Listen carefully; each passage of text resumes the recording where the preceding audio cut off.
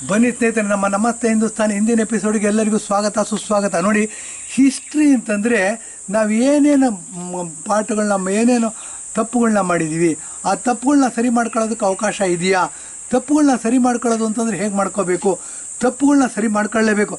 ನಮ್ಮ ಕೈಕಾಲು ಕಳ್ಕೊಂಡಿದ್ದೀವಿ ಅಂತಂದರೆ ಕೈಕಾಲುಗಳನ್ನ ವಾಪಸ್ ತಗೊಂಬಂದು ಜೋಡಿಸ್ಕೋಬೇಕು, ಅದಕ್ಕೆ ಮದ್ದುಗಂಡುಗಳನ್ನ ಹಚ್ಚಬೇಕು, ಟ್ರೀಟ್ಮೆಂಟ್ ಮಾಡಬೇಕು. ಆಸ್ಪತ್ರೆಗಳಲ್ಲಿ ನೋಡ್ತೀವಿ ನಾವು, ಕೈಕಾಲು ಕತ್ತರಿಸಿದ್ರೆ ಏನಾಗುತ್ತೆ, ಅದಕ್ಕೆ ಅಂಟಿಸೋ ಕಾರ್ಯ ನಡೆಯುತ್ತೆ. ಒಂದು 2 ತಿಂಗಳು 3 ತಿಂಗಳ ಮೇಲೆ ಕಾಲು ತುಂಡಾಗಿದ್ರು ಮತ್ತೆ ನಡೆಯೋದಕ್ಕೆ ಪ್ರಾರಂಭ ಮಾಡ್ತೀವಿ, ಕೈ ತುಂಡಾಗಿದ್ದು ನಡೆಯೋಕ್ಕೆ ಪ್ರಾರಂಭ ಮಾಡ್ತೀವಿ. ಆಸ್ಟ್ರೇಲಿಯಾದಲ್ಲಿ ಕತ್ತೆ ಬೇರೆ ಆಗೋಗ್ಬಿಟ್ಟಿತ್ತಂತೆ ರೀ, ಕತ್ತು ಬೇರೆ ಆಗಿ ಹೋಗಿದ್ರು, ಆಪರೇಷನ್ ಮಾಡಿ ಕತ್ತನ್ನ ಜೋಡಿಸದಂತೆ ಪುನಃ ಜೀವ ಕೊಟ್ರಂತೆ ಅಂತ ಮಾತಾಡ್ತೀವಿ. ಇದು ಸುಶ್ರುತ, ಇದ್ರ ಬಗ್ಗೆ ಇದು ಮಾಡಿದ್ದಾನೆ. ಇದು ಬಹಳ ದೊಡ್ಡ ಎಪಿಸೋಡ್ ಆಗುತ್ತೆ, 4-5 ಎಪಿಸೋಡ್ ಆಗುತ್ತೆ. ಇದ್ರ ಬಗ್ಗೆ ನಮ್ಮ ಮುಂದೆ ಮಾತಾಡೋಣ. ಪತಂಜಲಿ ಮಹರ್ಷಿ ಬಗ್ಗೆ, ಸುಶ್ರುತನ ಬಗ್ಗೆ, ಚರಕನ ಬಗ್ಗೆ ಎಲ್ಲ ಮಾತಾಡ್ಬೋದು. ಸುಶ್ರುತನ ಬಗ್ಗೆ ಮಾತಾಡಬೇಕಾದ್ರೆ ಇದನ್ನು ಮಾತಾಡೋಣ. ಇವಾಗಿನ ಪರಿಸ್ಥಿತಿ ಏನು ಅಂತಂದರೆ ವಿ ಮೆನನ್ ಅಂದ್ಬಿಟ್ಟು, ವಿ ಕೃಷ್ಣ ಮೆನನ್ ಅಂದ್ಬಿಟ್ಟು, ಈ ಮನುಷ್ಯ ಏನು ಅಂತಂದರೆ ನೆಹರೂನ ಸಮಕಾಲೀನರು. ಇವರು ಸಹ ಅತಿ ಬುದ್ಧಿವಂತರು, ಕೇರಳದಿಂದ ಬರ್ತಾರೆ. ನಮ್ಮ ಸ್ವಾತಂತ್ರ್ಯ ಭಾರತದಲ್ಲಿ ಜವಾಹರ್ಲಾಲ್ ನೆಹರು ಪ್ರೈಮ್ ಮಿನಿಸ್ಟರ್ ಆಗಿರ್ತಾರೆ ಅಂದರೆ ಅವ್ರ ಕ್ಯಾಬಿನೆಟಲ್ಲಿ ಇವರು ಡಿಫೆನ್ಸ್ ಮಿನಿಸ್ಟರ್ ಆಗಿರ್ತಾರೆ. ನೆಹರೂನ ಏಕವಚನದಲ್ಲಿ ಮಾತಾಡ್ತಿರ್ತಾರಂತೆ, ಹೋಗಯ್ಯ ಬಾರಯ್ಯ ಅಂತಂದ್ಬಿಟ್ಟು.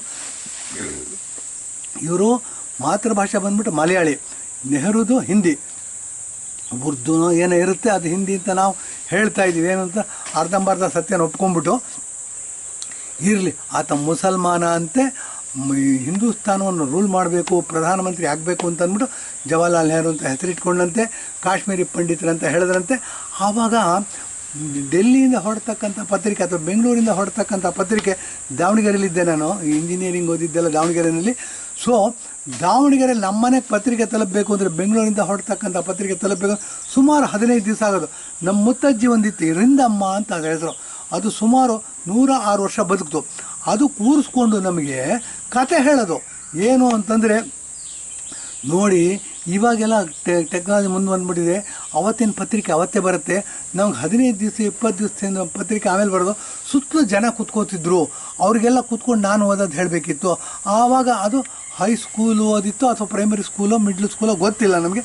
ಕೂತ್ಕೊಂಡು ಕತೆ ಹೇಳೋದು. 106 ವರ್ಷ ಬದುಕಿತ್ತು ಆಕೆಗೆ 27 ಜನ ಮಕ್ಕಳತ್ತೆ. 3-4 ಟ್ರಿಪ್ಲೆಟ್ಟು, 3-4 ಇದು ಅವಳಿ ಜವಳಿಗಳು. ಇದಾದ ನಂತರ ಸಿಂಗಲ್ಲು ಮಕ್ಕಳುಗಳು ಮಿಕ್ಕಿದ್ದು. ಭಾಗೀರಥಿ ಬಾಯಿ ಅಂತ ಅಂದ್ಬಿಟ್ಟು, ಪರಿವಾರದ ವೆಂಕಪ್ಪಯ್ಯ ಅಂತ ಅಂದ್ಬಿಟ್ಟು ಪ್ರಜಾಪ್ರತಿನಿಧಿ ಸಭಾದಲ್ಲಿ ಮೆಂಬರ್ ಆಗಿರ್ತಾರೆ ಅವರು. ಅಂದರೆ ಮೈಸೂರು ಸಂಸ್ಥಾನದಲ್ಲಿ ಡೆಮಾಕ್ರಸಿ ಮುಂಚೆಯಿಂದನೇ ಇತ್ತು, ನಮಗೇನು ಬ್ರಿಟಿಷರು ಕೊಟ್ಟಿದ್ದು ಬಳುವಳಿ ಅಲ್ಲ ಇದು. ಏನಾಗುತ್ತೆ ಅಂತ ಪ್ರಜಾಪ್ರತಿನಿಧಿ ಸಭಾದಲ್ಲಿ ಇವರು ಡಿಸ್ಟ್ರಿಕ್ಟ್ಗೆ ಒಬ್ಬೊಬ್ಬರು ರೆಪ್ರೆಸೆಂಟೇಟಿವ್ ಇದ್ದರು, ಅವ್ರನ್ನ ಪ್ರಜಾಪ್ರತಿನಿಧಿ ಅಂತ ಕರೀತಾರೆ. ಅವರು ಕಾನೂನನ್ನ ರಚನೆ ಮಾಡೋದ್ರಲ್ಲಿ ಮತ್ತು ತಮಗೇನಾದರೂ ಅನಾನುಕೂಲ ಆಗಿದ್ದರೆ, ಬರ ಬಂತು, ಪ್ರವಾಹ ಬಂತು, ಅದಕ್ಕೇನಾದ್ರು ಜನಕ್ಕೆ ಎಕ್ಸ್ಟ್ರಾ ಸಹಾಯ ಬೇಕು ಅಂತಂದರೆ ರಾಜನ ಜೊತೆ ಚರ್ಚೆ ಮಾಡಿಬಿಟ್ಟು ದುಡ್ಡನ್ನ ತಗೊಂಡು ಹೋಗ್ತಿದ್ದರು. ಇಂಥ ಪ್ರಜಾಪ್ರತಿನಿಧಿ ಸಭಾದಲ್ಲಿ ಮೆಂಬರ್ ಆಗಿರ್ತಂಥ ಪರಿವಾರದ ವೆಂಕಪ್ಪಯ್ಯ ನಮ್ಮ ತಾತ, ನಮ್ಮ ತಾಯಿಯ ತಂದೆ. ನಮ್ಮ ತಾಯಿಯ ತಾಯಿ ಬಂದ್ಬಿಟ್ಟು ಭಾಗೀರಥಿ ಬಾಯಿ ಅಂದ್ಬಿಟ್ಟು, ರಿಂದಮ್ಮ ಅಂತ ಹೇಳ್ತಿದ್ದಲ್ಲ, ಅವರು 27ನೇ ಮಗಳು. ಇವರು ಜ್ಞಾಪಕ ಇಟ್ಕೋಬೇಕಿದ್ದು.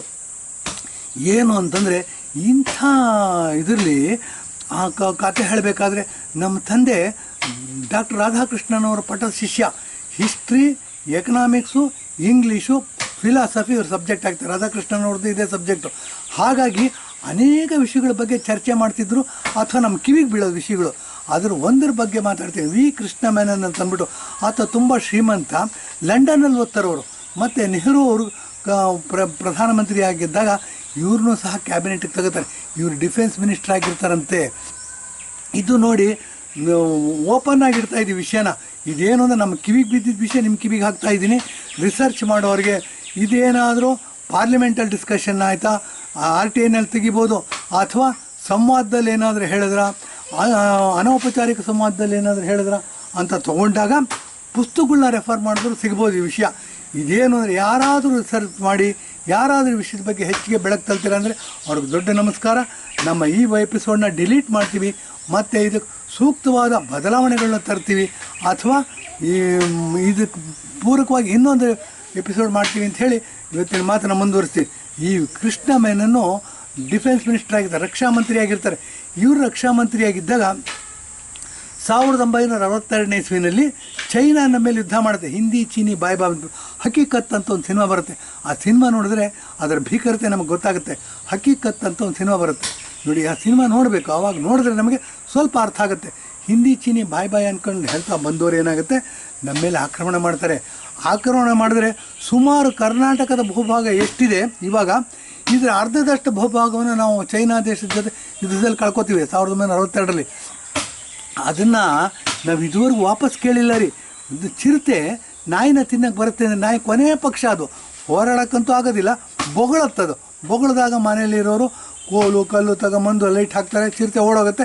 ಈ ಥರದ ಇನ್ಸಿಡೆಂಟ್ಗಳು ನೋಡ್ತಿದ್ದೀವಿ ನಾವು. ನಾವು ದೇಶನ ರೂಲ್ ಮಾಡೋಕ್ಕೆ ಹೊರಟಿರೋರು ಅತಿ ಬುದ್ಧಿವಂತರು. ನಾವೇ ಹುಟ್ಟೋದಕ್ಕೆ ಅಧಿಕಾರ ಮಾಡೋಕ್ಕೆ ಅನುಭವ ಇದೆ, ನಮ್ಗೆ ಯಾರು ಹೇಳ್ಕೊಡೋಕ್ಕೆ ಬೇಕಿಲ್ಲ, ಅಧಿಕಾರ ಮಾಡೋದು ಹೇಳ್ಕೊಡೋದು ಬೇಕಿಲ್ಲ ಅಂತಂದ್ರೆ ಈ ಕಾಂಗ್ರೆಸ್ನ ಹಿಂಬಾಲಕರು ಎಲ್ಲ ಪ್ಲಾಟ್ಫಾರ್ಮ್ಗಳಲ್ಲೂ ಹೇಳ್ತಾರೆ. ಇವ್ರಿಗೆಲ್ಲ ಏನಾಗುತ್ತೆ ಅಂತಂದರೆ ಎಷ್ಟು ದುಷ್ಕೃತ್ಯ ಮಾಡಿದ್ದಾರೆ, ಎಷ್ಟು ದೌರ್ಜನ್ಯ ಮಾಡಿದ್ದಾರೆ, ಎಷ್ಟು ರೇಪ್ ಮಾಡಿದ್ದಾರೆ ನಮ್ಮ ದೇಶನ ಅಂತ ಹೇಳಬೇಕಾಗತ್ತೆ. ಇದು ಬನ್ನಿ, ವಿ ಕೃಷ್ಣ ಮೆನನ್ನವರು ಡಿಫೆನ್ಸ್ ಮಿನಿಸ್ಟರ್ ಆಗಿರ್ತಾರೆ. ನೆಹರುಗೂ ಮತ್ತು ಕೃಷ್ಣ ಮೆನನ್ಗೂ ವಾಗ್ವಾದ ನಡೆಯುತ್ತೆ, ಡಿಬೇಟ್ ನಡೆಯುತ್ತೆ, ಚರ್ಚೆ ನಡೆಯುತ್ತೆ. ಇದು ಪಾರ್ಲಿಮೆಂಟಲ್ಲಿ ನಡೆಯುತ್ತೋ, ಅನೌಪಚಾರಿಕವಾಗಿ ನಡೆಯುತ್ತೋ, ಔಪಚಾರಿಕವಾಗಿ ನಡೆಯುತ್ತೋ, ಅಥವಾ ಯಾವ್ದಾದ್ರು ಭಾಷಣದಲ್ಲಿ ನಡೆಯುತ್ತೋ ಗೊತ್ತಿಲ್ಲ. ಸರಿ ಮಾಡೋದಕ್ಕೆ ಎಲ್ಲರೂ ವೆಲ್ಕಮ್, ಅದಕ್ಕೆ ಆಧಾರ ಕೊಡಬೇಕು.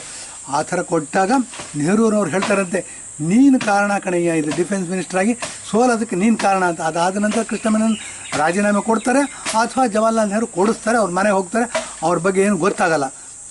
ಏನಾಗುತ್ತೆ, ಕೃಷ್ಣ ಮೆನನ್ನು ಈ ಥರ ಆರ್ಗ್ಯುಮೆಂಟ್ ಮಾಡಬೇಕಾದ್ರೆ ಜವಾಹರ್ಲಾಲ್ ನೆಹರು ಹೇಳ್ತಾರಂತೆ, ಆ ಭಾಗದಲ್ಲಿ ಕಳ್ಕೊಂಡಿರ್ತಕ್ಕಂಥ ಭೂಭಾಗದಲ್ಲಿ ನಾವೇನು ಬೆಳೆಯೋದಿಲ್ಲ, ಜನಸಂಖ್ಯೆ ಇದಾಗೋದಿಲ್ಲ, ವಾಸ ಮಾಡ್ತಿಲ್ಲ. ಅದ್ರ ಬಗ್ಗೆ ಯಾಕೆ ಅಷ್ಟೊಂದು ಸೀರಿಯಸ್ಸಾಗಿ ಯೋಚನೆ ಮಾಡಬೇಕು, ಆರ್ಗ್ಯುಮೆಂಟ್ ಮಾಡಬೇಕು, ಡಿಬೇಟ್ ಮಾಡಬೇಕು, ಇದು ಅನಾವಶ್ಯಕತೆ ಅಂತ ಹೇಳ್ತಾರಂತೆ. ಕೃಷ್ಣ ಮೆನನ್ ಹೇಳ್ತಾರಂತೆ, ಅಲ್ಲ ನೆಹರು ಅವರೇ, ನಿಮ್ಮ ತಲೆಯಲ್ಲಿ ನೆಹರು ಬಾಲ್ಡಿ ಅವ್ರ ಮೇಲೆ ಅಲ್ಲೊಂದು ಇಲ್ಲೊಂದು ಕೂದಲು ಮಾತಾಡೋದು, ನಿಮ್ಮ ತಲೆಯಲ್ಲೂ ಕೂದಲು ಬೆಳೆಯೋದಿಲ್ಲ, ಅದು ಉಪಯೋಗ ಬಾರ್ದಕ್ಕಂಥ ಪ್ರದೇಶ, ಅದನ್ನು ಕತ್ತಿಸ್ಕೊಟ್ಬಿಡೋಣ ಬನ್ನಿ ಚೈನಾಕ್ಕೆ ಅಂತ ಅಂದ್ಬಿಟ್ಟು ಹೇಳ್ತಾರೆ. ಅಷ್ಟು ಗೆಳೆತನ ಐತಿ ಇಬ್ಬರಲ್ವ. ಇದೇನಾಗುತ್ತೆ ಅಂದರೆ ಇದು ತಮಾಷೆ ಇದ್ರೂ ಬಹಳ ಮನಸ್ಸು ನಾಟುವಂಥ ಇದು ವಿಷಯ. ಇದನ್ನು ಜಾಸ್ತಿ ಪ್ರಚಾರ ಮಾಡಬೇಕು. ಮತ್ತು ಯಾರಾದರೂ ರಿಸರ್ಚ್ ಮಾಡ್ತೀವಿ, ನಮಗೆ ಇದಕ್ಕೆ ದಾಖಲೆ ಕೊಡ್ತೀವಿ, ಅಥವಾ ನೀವು ಮಾಡಿ ತಪ್ಪು ಅಂತಂದರೆ ಖಂಡಿತ ನಾವು ಈ ಎಪಿಸೋಡ್ನ ಡಿಲೀಟ್ ಮಾಡ್ತೀವಿ ಅಥವಾ ಮಾಡಿಫೈ ಮಾಡಿ ಇನ್ನೊಂದು ಮಾಡ್ತೀವಿ ಅಂತ ಹೇಳ್ಬಿಟ್ಟು ಇಂದಿನ ಎಪಿಸೋಡ್ ಮುಗಿಸ್ತಾ ಇದ್ದೀವಿ. ಧನ್ಯವಾದ, ನಮಸ್ಕಾರ.